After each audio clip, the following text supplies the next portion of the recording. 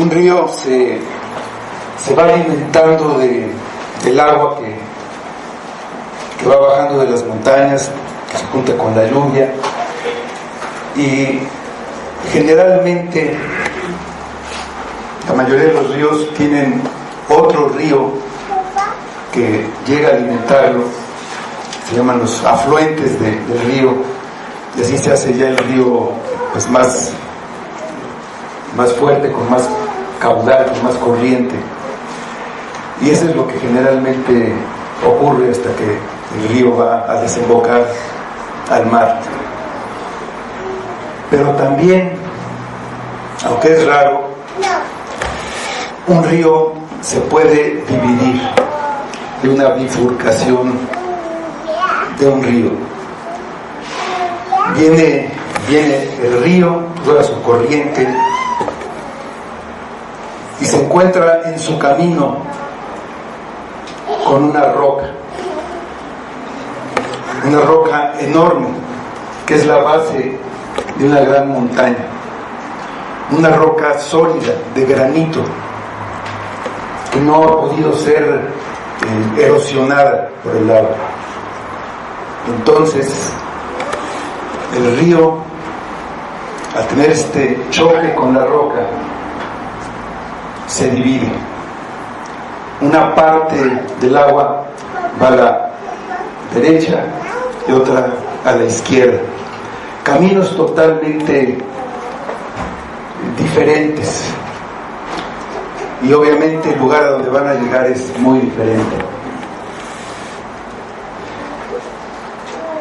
Cristo es la roca que divide, la roca que hace tropezar, la roca que si cae sobre alguien lo va a desmenuzar. Y cada persona va en esa corriente, es una gota de agua, y va a chocar en un momento dado con Cristo. Y hay dos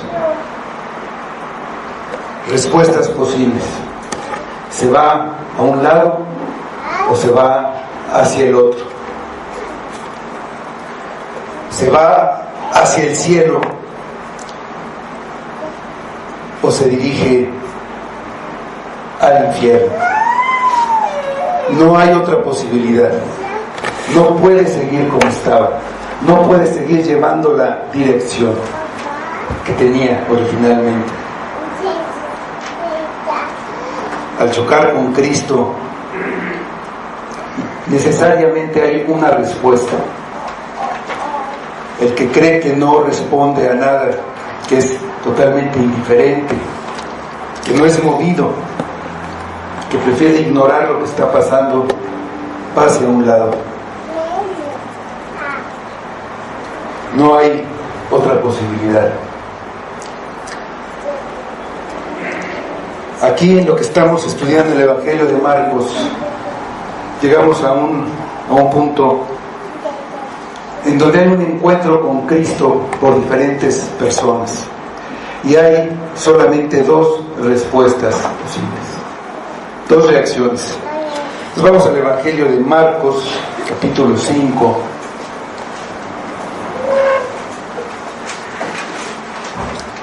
Vamos a leer de los versículos 14 a 20.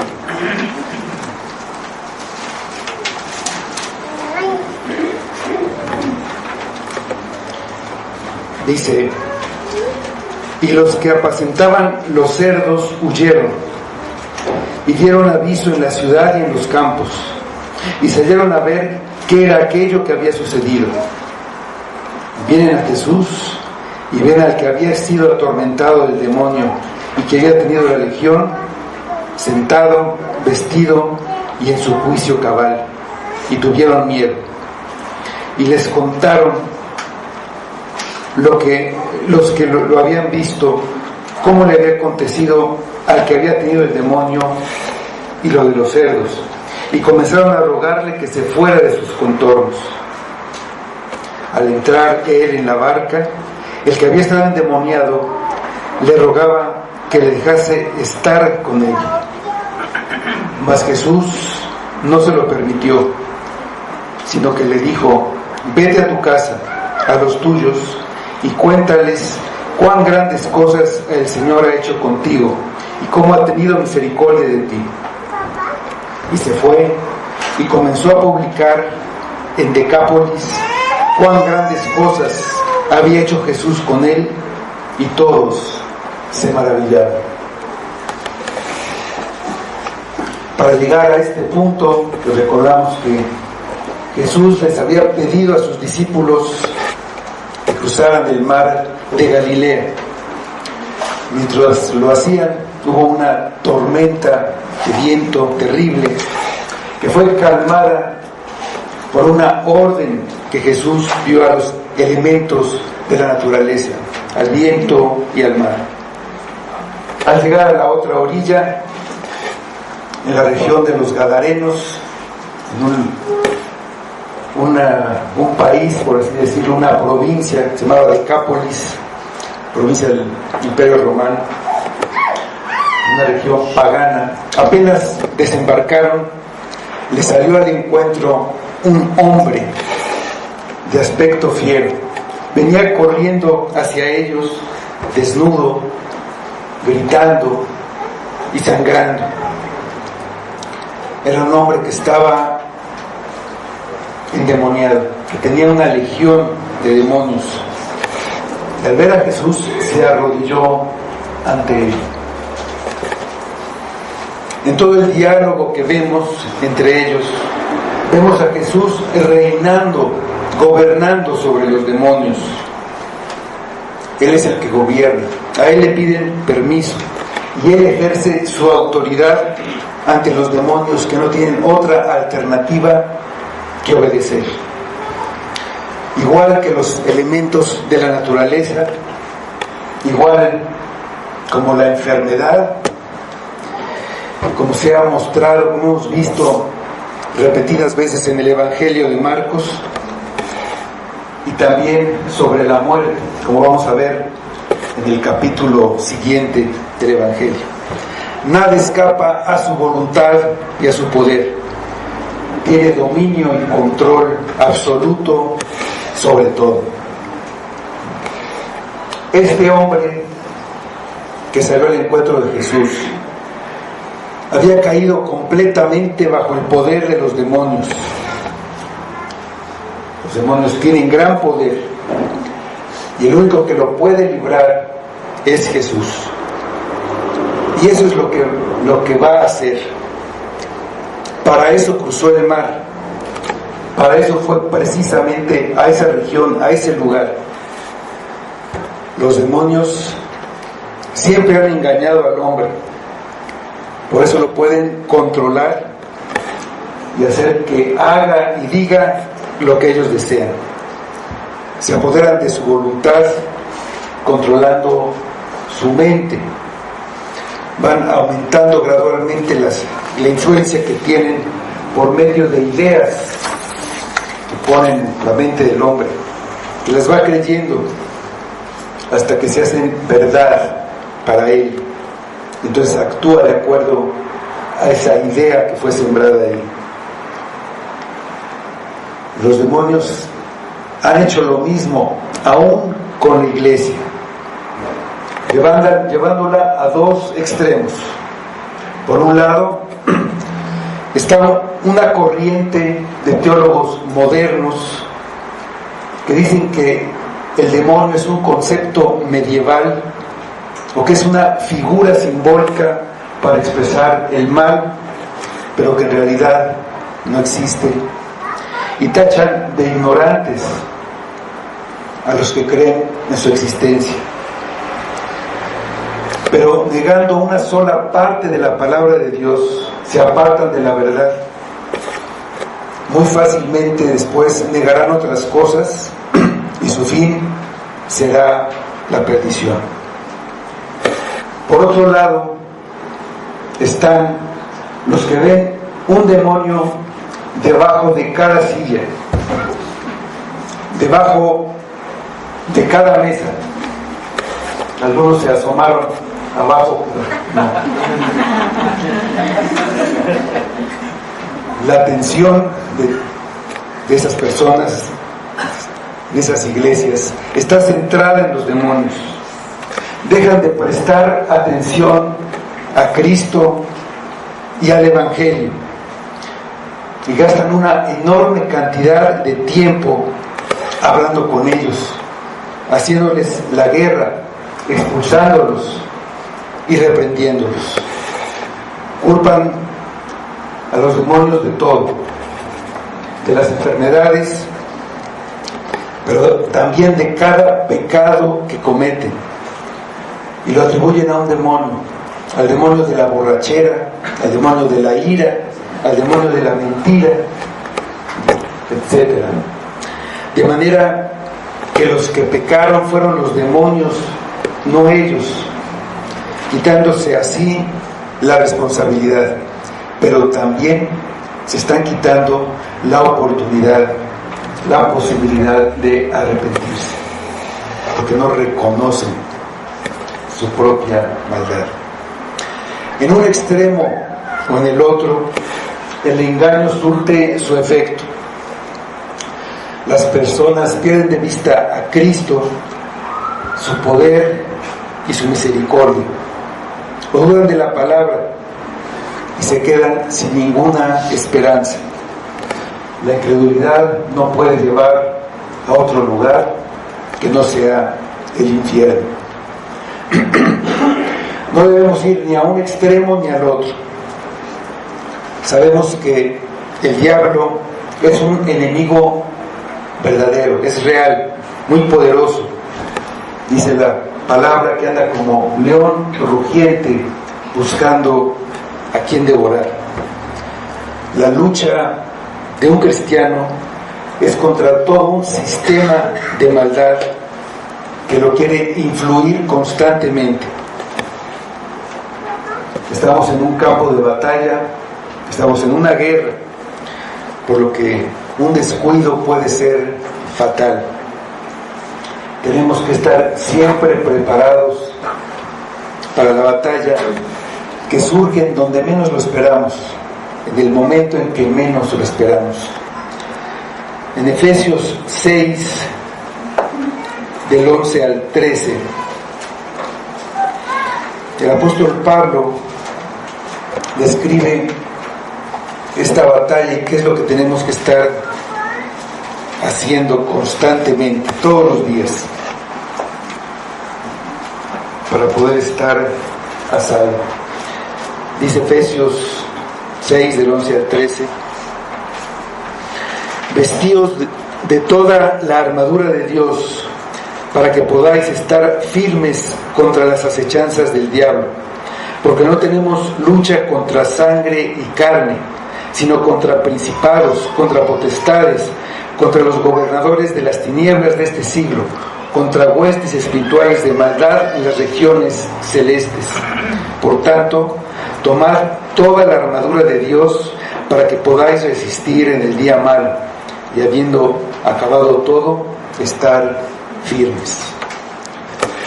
Pero la lucha no es una lucha física, es una lucha espiritual, contra huestes espirituales de maldad. El que tiene poder y autoridad contra ellos es Jesucristo. Y Él nunca manda a la iglesia expulsar a los demonios, ni reprenderlos, ni tener ningún diálogo con ellos. Los que recibieron dones de una manera temporal para hacer milagros, recibieron poder para expulsar demonios, también como dice más adelante, que envió a sus discípulos a predicar y les dio este poder, pero fueron solamente los apóstoles, y eso es como una señal de que lo que hacían y enseñaban era de parte de Dios. Una vez que se completó lo escrito, la Biblia, ya estas señales ya dejaron de ser necesarias, ya no tienen ningún sentido, ya no hay apóstoles en este tiempo. Pero lo que nos manda a nosotros es velar, estar atentos, no descuidarnos para que no caigamos en sus emboscadas.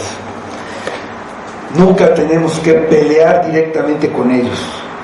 Jesús lo hizo y los derrotó. Pero no debemos desentendernos y pensar que no nos quieren dañar. Dice 2 Corintios 2:11.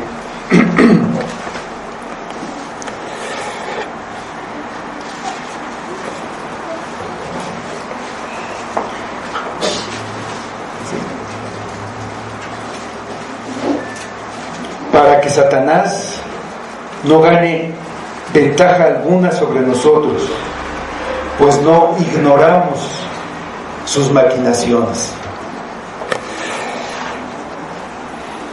No debemos ignorar que están ahí.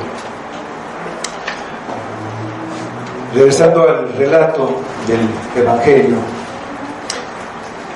el hombre controlado por los demonios, sin ser consciente de quién era, estaba de rodillas ante Jesús. Él le preguntó al demonio por su nombre. Respondió Legión. Legión era su nombre. No era un solo demonio, sino una gran multitud de ellos. Esto mostró el estado en que se encontraba este hombre. Estaba imposibilitado de controlar algún aspecto de su vida. Todo, absolutamente todo, estaba controlado por los demonios. Aquí vemos la inmundicia del pecado. Al principio puede parecer agradable, pero al paso del tiempo da su verdadero rostro, horrible y destructivo. Lo vemos en lo que había convertido a ese hombre y a su vida. Jesús ordenó a los espíritus inmundos salir del hombre y no tenían otra alternativa más que obedecer. Los demonios estaban aterrorizados ante la posibilidad de ser castigados en ese momento. Había en un monte cercano a donde estaba esta escena, que era un lugar donde estaban los sepulcros, las cuevas que estaban en este monte.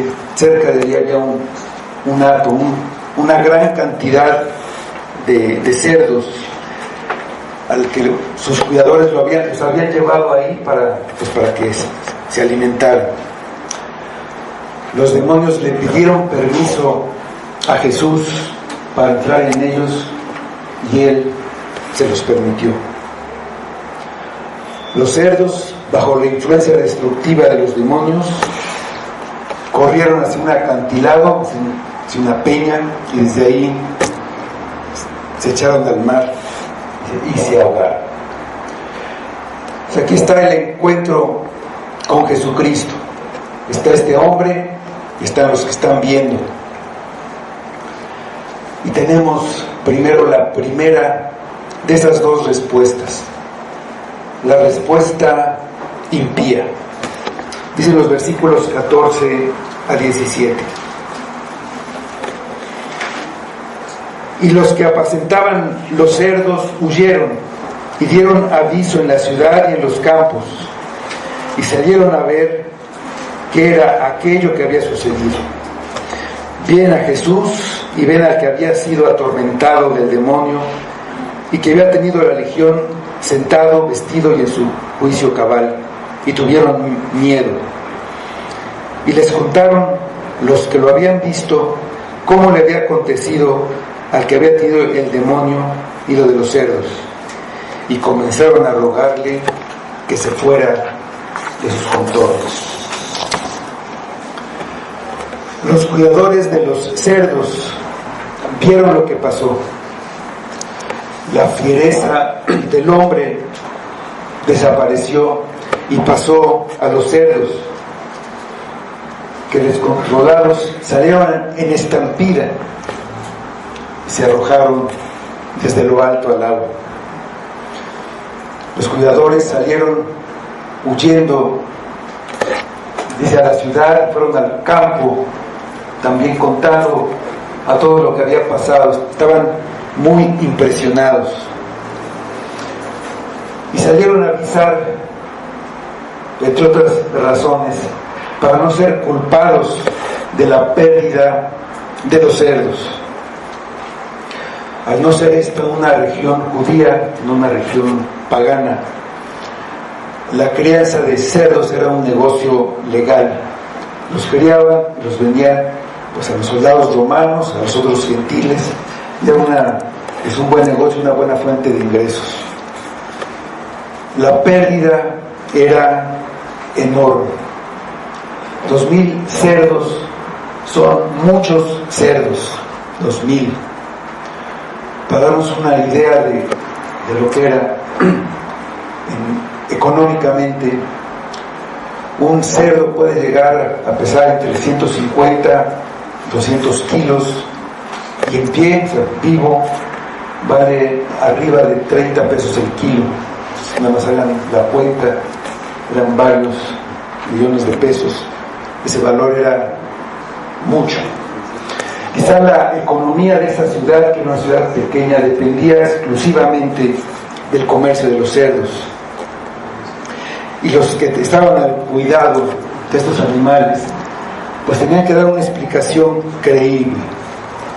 No iban a conformarse con una explicación de que pues, los cerdos se echaron al agua y se ahogaron y así se perdieron pues, sus animales, se acabó su riqueza. Ellos sabían que esto había sido por causa de Jesucristo, que había echado fuera del hombre a los demonios, y estos habían ido a los cerdos. Entonces fueron a los campos, a la ciudad, y a todos les contaban lo que habían visto. Los de la ciudad, dice, fueron a este lugar. Fueron con incredulidad y asombro por este relato de los cuidadores. Llegaron a este lugar donde estaba Jesús y vieron al hombre que había tenido la legión de demonios sentado, vestido y en su cabal juicio.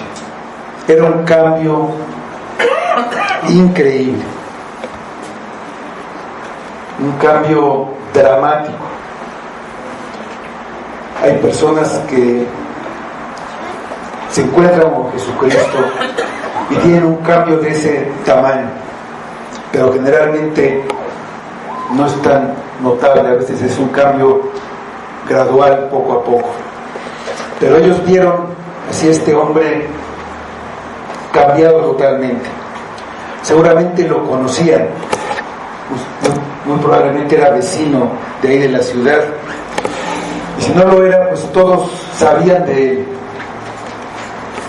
Tenían miedo de pasar por el lugar donde él estaba, no se acercaban ahí porque sabían que allí estaba este hombre. Sin duda era el mismo hombre, pero ahora no corría de un lado a otro como acostumbraba. Estaba sereno, tranquilo, sentado a los pies de Cristo. Dice que estaba sentado, una actitud de estarlo escuchando, de estar aprendiendo de él. Si no estaba desnudo, sino vestido, en su sano juicio. Los que llegaron muy probablemente estaban enojados, disgustados, porque habían perdido su riqueza, habían perdido también su negocio, su fuente de ingresos. Dice que los cuidadores les volvieron a explicar lo que había pasado, les dieron todos los detalles, y en lugar de alegrarse por el hombre, ese hombre que había sido librado de un tormento horrible, en lugar de querer saber más de Jesús, de quizá pedirle que los ayudara, que sanara a sus enfermos, le suplicaron a Jesús que se fuera. Sin duda los demonios habían logrado influir entre ellos para que rechazaran a Cristo. Su forma de vida, su riqueza, su prosperidad, su religión, los mantenían satisfechos. No estaban dispuestos a dejar nada de lo que tenían. Cuando comprobaron que lo que decían los cuidadores era verdad, dice que tuvieron miedo.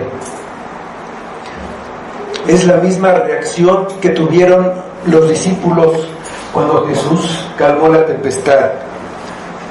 Se preguntaban: ¿quién es este que aún el viento y el mar le obedecen?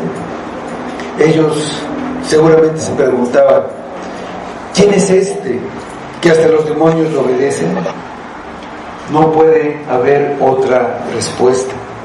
El poder y la autoridad que acaban de comprobar no puede provenir de otro más que de Dios mismo. Los demonios también estaban aterrorizados ante el poder de Cristo. Dice Santiago en su epístola que los demonios creen y tiemblan. Y se aterrorizaron, apenas lo reconocieron, y tuvieron que postrarse ante Él. Esa es la respuesta natural de cualquiera que esté en la presencia de Dios. El pueblo de Israel, en el monte Sinaí, ni siquiera podían acercarse al monte, porque Jehová iba a descender sobre el Sinaí. El monte temblaba y tronaba, y el pueblo estaba en el campamento, se estremeció, y pidieron a Moisés que mejor fuera él nada más a hablar con Dios. Tuvieron gran temor de estar en su presencia. Todos tuvieron miedo, pero la reacción del miedo fue muy diferente. Los discípulos, ese miedo los llevó a confiar en Él en medio de una tempestad. Confiaron en Él en contra de cualquier cosa. Su seguridad estaba en estar al lado de Cristo. Querían estar siempre bajo su cuidado. A los hombres de la ciudad, el miedo los hizo desear estar lejos de Cristo, no tener que ver nada con Él, ni siquiera verlo, para no tener siquiera que pensar en Él. El resultado es que la roca, Cristo, divide. Unos tomaron una dirección y otros otra. Ellos empezaron a rogarle a Cristo que se fuera de su territorio. Rogarle quiere decir que no le exigieron, sino que lo hicieron con temor y reverencia. Pero finalmente le dicen que se vaya, que no lo quieren entre ellos. Le ruegan que se vaya de su ciudad. Están suplicándole a Dios porque reconocen el poder de Dios en lo que hizo en ese hombre. Deberían rogarle que se quedara. Saben que deben escoger entre Jesucristo por un lado y el pecado y la inmundicia por el otro. El hombre impío lo que quiere es que Dios sea parte de él. Piensa que ha vivido con éxito su vida y que no lo necesita. Piensa que va a estar mejor sin él. Vamos al libro de Job, capítulo 21, versículos 13 a 15. A veces los hombres impíos parece que están bien, que disfrutan de la vida, que las cosas les salen bien, y por supuesto que no quieren a Dios cerca de ellos. Así dice Job. Pasan sus días en prosperidad y en paz descienden al Seol. Dicen pues a Dios: apártate de nosotros, porque no queremos el conocimiento de tus caminos. ¿Quién es el Todopoderoso para que le sirvamos? ¿Y de qué nos aprovechará que oremos a Él? Esa fue la respuesta de estos hombres, diciéndole a Cristo: vente por favor. Es la respuesta del hombre impío. Pedro le dijo a Jesús: apártate de mí, que soy hombre pecador. Juan dice en su evangelio que el que hace lo malo aborrece la luz y no viene a la luz para que sus obras no sean reprendidas. Viene Cristo, viene el evangelio. Dice Pablo que cuando se comparte el evangelio, hay un olor, hay un aroma de algo. Para el redimido es un olor a vida, un olor grato, pero para aquellos que se niegan a creer es un olor a muerte. Vamos a leer 2 Corintios 2:15.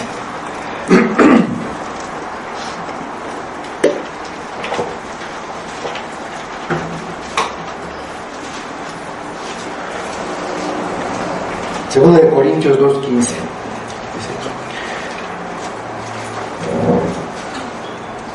Porque para Dios somos grato olor de Cristo en los que se salvan y en los que se pierden. A estos ciertamente olor de muerte para muerte, y a aquellos olor de vida para vida.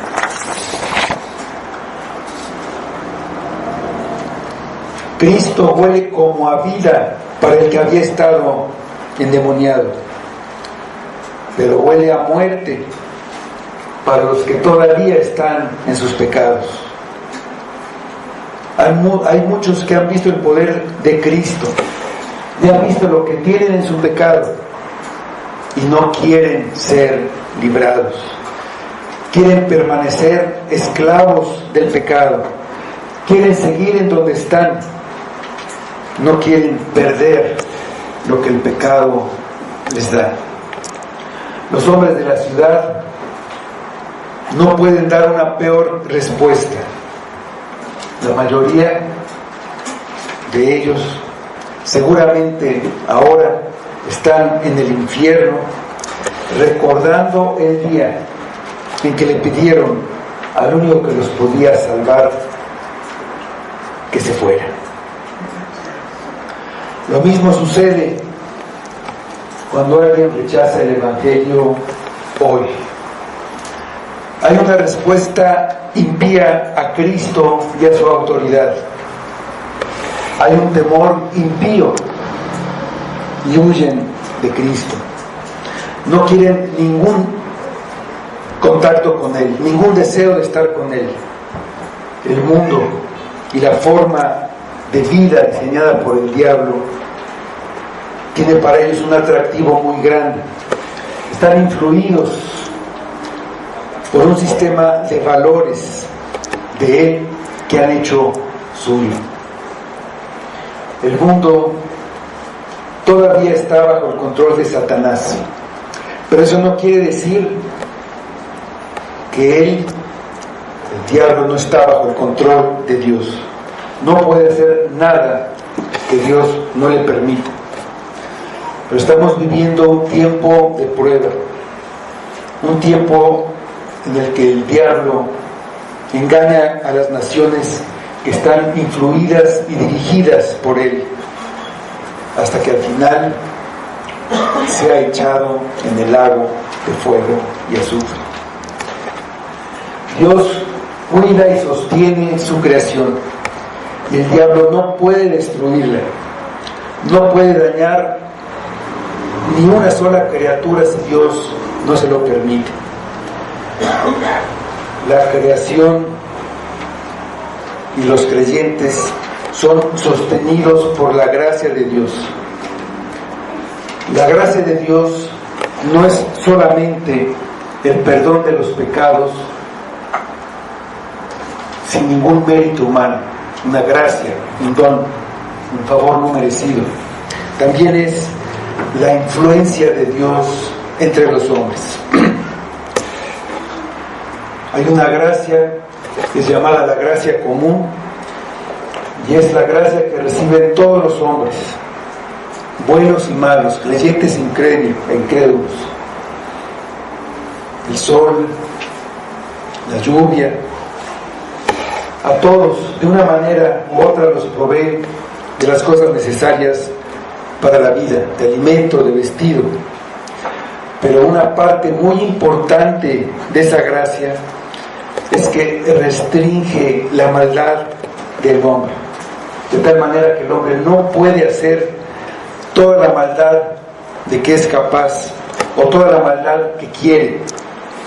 Le pone un límite a esa maldad, un límite que no puede traspasar. No permitió que Hitler tuviera la bomba atómica, por ejemplo. Por mucha maldad que tenga un hombre que sea muy poderoso, Dios no le permite que destruya la creación. Esta gracia, la gracia común, no es redentora, no perdona el pecado, no renueva el corazón ni estimula la fe, y por sí sola no lleva a la salvación, porque el corazón de los hombres pecadores está firmemente determinado en contra de Dios. Esta gracia no es la gracia salvadora. La gracia salvadora no es la gracia común. A la salvadora se le llama también la gracia especial. Y Dios la da a quien Él quiere en su soberanía, y la da por medio de su palabra, pero por medio del Espíritu Santo, como la dio al hombre endemoniado. Es una gracia que no puede ser resistida, aunque haya una legión de demonios oponiéndose. Así como los demonios influyen en el mundo, también Dios lo hace. El creyente está en un territorio enemigo y cada día debe ponerse la armadura para resistir los ataques del diablo. Todos los días debe batallar contra las huestes espirituales de maldad y sus aliados, sus súbditos en el mundo. Tristemente, muchas veces como creyentes no usamos los medios de gracia, que son los medios que Dios usa para influir en nosotros. El domingo es el día que podemos venir a la iglesia y dejar afuera las armas, porque se supone que aquí no vamos a pelear con nadie. Es como un anticipo de nuestra vida eterna en el cielo. Aquí somos influidos por la lectura de la palabra, por la oración, por la predicación y por los himnos. Todo tiene esa finalidad, pero a veces no queremos tanta influencia. Estamos dispuestos a dar 2 horas, pues ya cumplí. Si nos pensamos, pero ya fue suficiente, ¿para qué más? 1 hora más de escuela dominical. Si yo ya sé lo que dicen los libros de la Biblia, ¿para qué me quedo? Ya sé eso, no me van a enseñar algo nuevo. Quedarme en el convivio con los hermanos, no, hoy no tengo tiempo. Tengo cosas importantes que hacer, cosas que no puedo hacer entre semana. Tengo que hacer unas compras, tengo que limpiar la casa, lavar. o tengo que estudiar. Mejor me voy a ver la final de fútbol. Va a estar buenísima. Son los Diablos Rojos contra las Cabras Rayadas. O bueno, puede ser los Santos de Torreón contra Los Ángeles de Puebla, que es igual. O voy al cine. Me invitaron a un cumpleaños, a una reunión familiar. Estoy comprometido, no puedo faltar, entonces no puedo quedarme. Si no puedes quedarte un rato con los hermanos que quieres amar, podrás hacerlo con gusto, con gozo en la eternidad. Ha sido así cambiado tu corazón para que lo aprecies. Somos influenciados por Dios o por el diablo. Aún tus familiares, si no son creyentes, y aunque te quieran mucho, sutilmente y poco a poco, sin que tú lo notes, te van influyendo. Vas tomando sus ideas. Sus pláticas son como una predicación que va metiendo sus ideas en tu cabeza. Te van convenciendo y a la larga esas van a ser tus ideas. Deberías ser firme, que ellos se conviertan a ti y no tú a ellos. A veces somos como los vecinos del pueblo endemoniado. Decimos: qué bueno que libraste a mi hermano, qué bueno que libraste a mi amigo, pero por favor, Jesús, vete. No quiero que vayas a destruir mis cerdos, son mi patrimonio. No quiero que cambies mi manera de vivir. Quiero que mejor te alejes, que te vayas. Satanás obra en diferentes formas y logra ejercer dominio sobre el ser humano de diferentes maneras. No siempre lo hace por medio de una posesión violenta. Estos hombres estaban igual, de la misma manera, bajo el poder de Satanás, igual que el endemoniado, como lo había estado el endemoniado. La única diferencia es que mientras el endemoniado logró la liberación espiritual por acercarse a Cristo, estas personas quedaron en su esclavitud espiritual porque rechazaron a Cristo. Le pidieron que se fuera, que se alejara. Sin embargo, estos hombres no podían hacer otra cosa. Su corazón, su mente estaba controlada por esos valores del diablo. Estaban influidos, necesitaban una gracia por encima de la gracia común, una gracia que nadie tiene, su don que Dios da, para que cambiara su corazón, para que tuvieran vida y entonces pudieran responder al llamado de Cristo. Esa fue la respuesta de estos hombres de la ciudad. La otra respuesta, la respuesta santa, la tenemos en los versículos 18 a 20.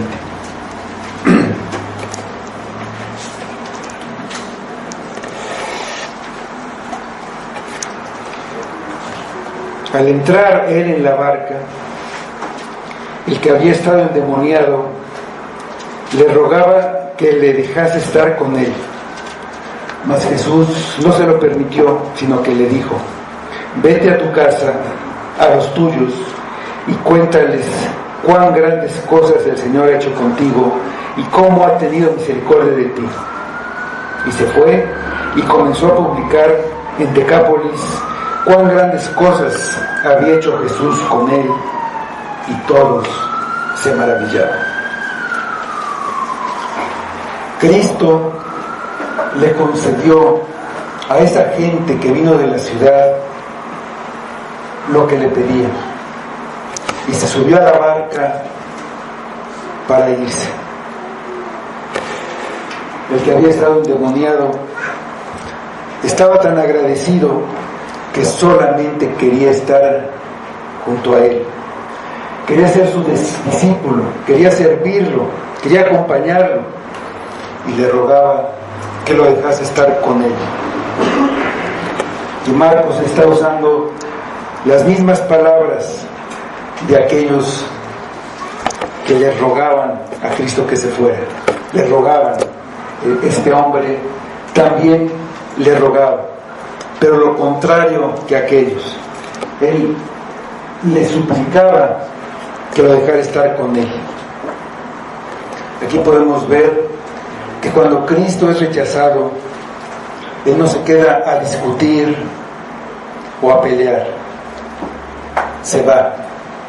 Hay muchos otros a los cuales puede ir a predicarles, y esto es lo que les dijo también a sus discípulos cuando los mandó a predicar.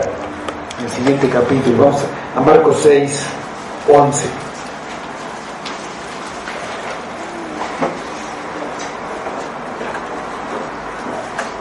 Esto les dijo: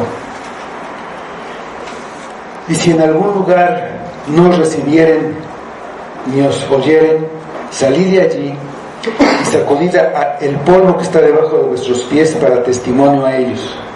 De cierto os digo que en el día del juicio será más tolerable el castigo para los de Sodoma y Gomorra que para aquella ciudad.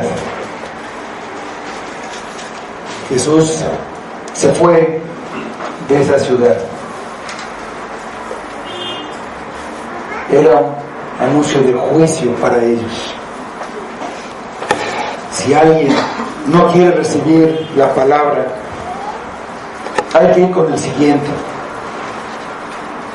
Eso es lo que hizo el Señor. La palabra, la semilla quedó sembrada, y el Espíritu la podrá usar más adelante según su soberanía, según su voluntad. Se debe actuar con sabiduría. Hay un gran gozo en el hombre que fue librado del poder de los demonios. Él también fue librado de su pecado, y ahora ese hombre ama a Cristo, quiere estar a su lado, quiere ser su discípulo, lo quiere acompañar a donde quiera que Cristo vaya.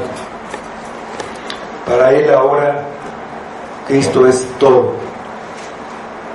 Un cambio dramático en este hombre. Él piensa de una manera práctica lo que Pablo dijo: para mí el vivir es Cristo y el morir es ganancia. A los hombres de la ciudad les dijo: sí, se fue. A los demonios también les dijo sí a lo que le pidieron. Les pidieron ir a los cerdos y se les permitió. Pero Jesús le dijo no a lo que le pidió este hombre al que había librado de los demonios. No le concedió su deseo, no porque fuera un mal deseo, sino porque Cristo tenía otro propósito y otro plan para él en ese momento. Tenía un lugar mejor para él. Cristo sabe lo que es mejor para cada uno de su pueblo, y no todos lo sirven de la misma manera. Había algunos que estaban con él y lo acompañaban por todos lados.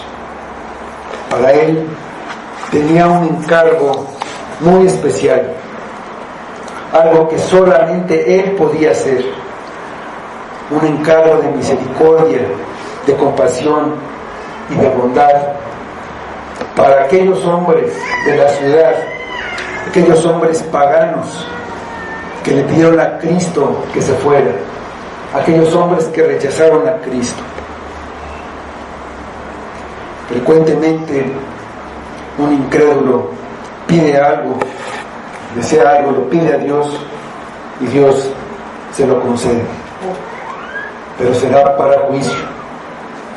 Asimismo, un creyente pide algo en oración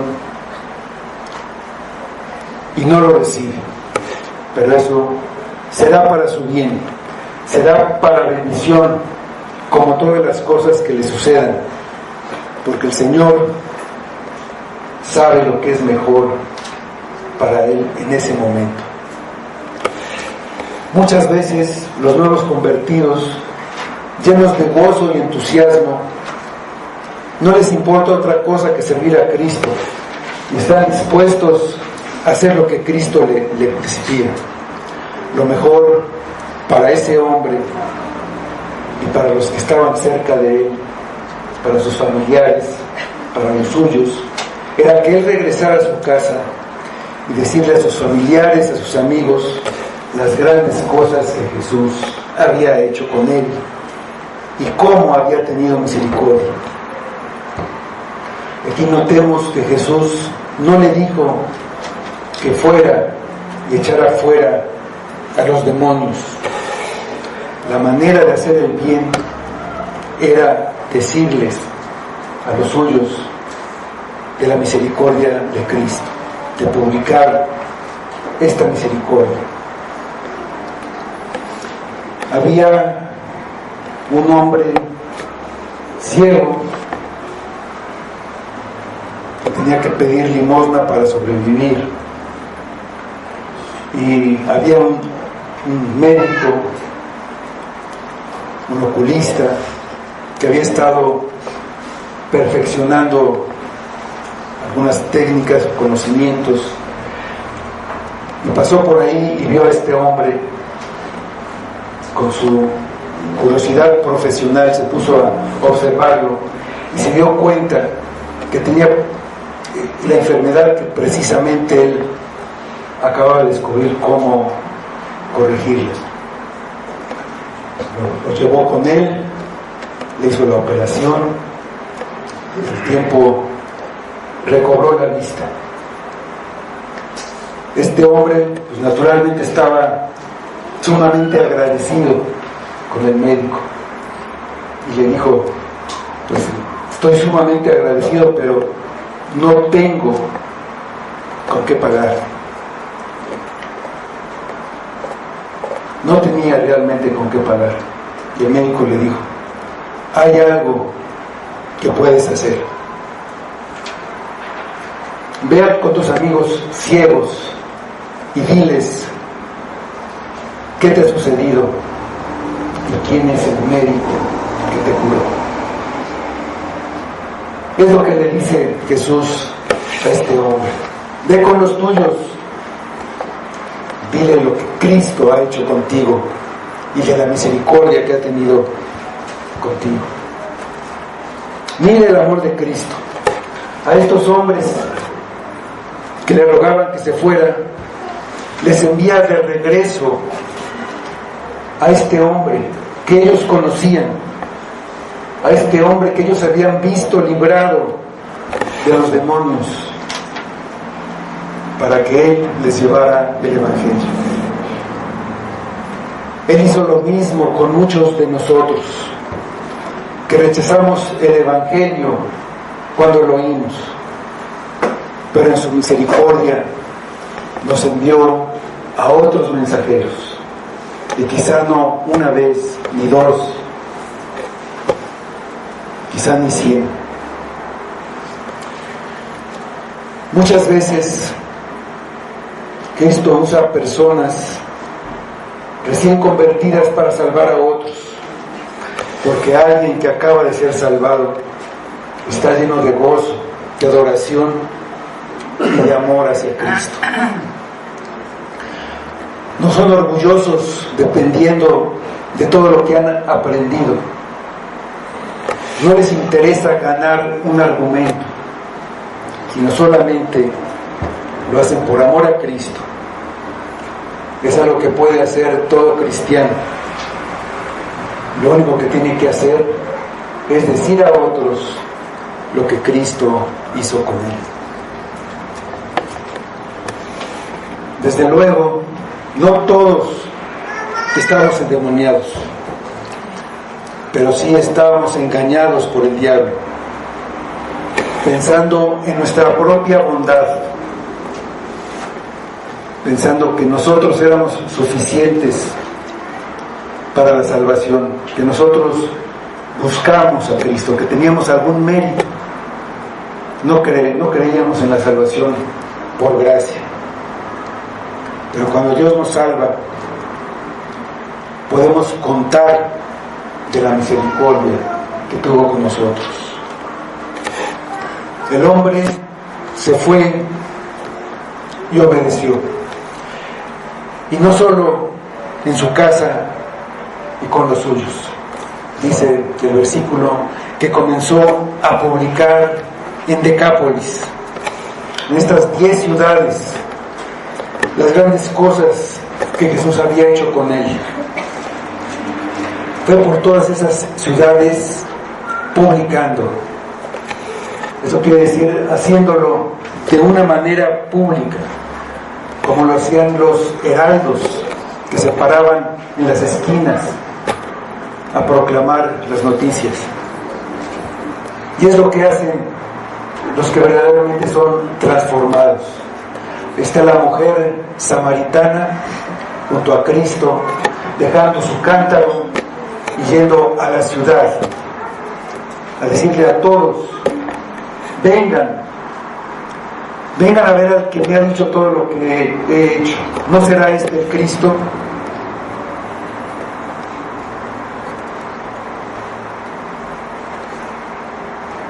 Así lo hacen los que están agradecidos con Cristo. Una de las ciudades más importantes de esta región de Decápolis era Damasco. Poco después de la muerte de Cristo, había creyentes ahí en esa ciudad de Damasco. Por lo menos en parte era el resultado de la predicación de este hombre que había estado endemoniado y había ido a publicar en estas ciudades. Hasta ahí llegó otro hombre furioso, respirando amenazas y muerte, influido por el diablo, quería acabar con esos creyentes que había ahí. Saulo de Tarso.